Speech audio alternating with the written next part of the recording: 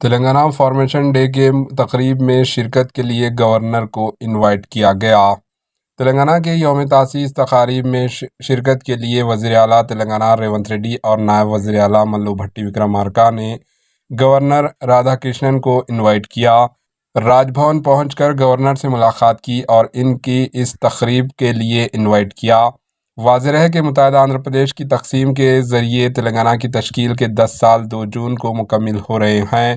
اس سلسلے میں ریاستی حکومت کی جانب سے بڑے پیمانے پر جشن منایا جا رہا ہے اور اصل تقریب پریڈ گراؤنڈ سکندرآباد میں منعقد کی جا رہی ہے، جس میں سونیا گاندھی کو بھی انوائٹ کیا گیا ہے۔ ریاست کی حکمران جماعت کانگریس نے تلنگانہ کو ریاست کا درجہ دلانے کے لیے اس وقت کے یو پی اے کی صدر نشین سونیا گاندھی کے رول کی اہمیت کو تسلیم کیا ہے۔ Bureau report AHN news.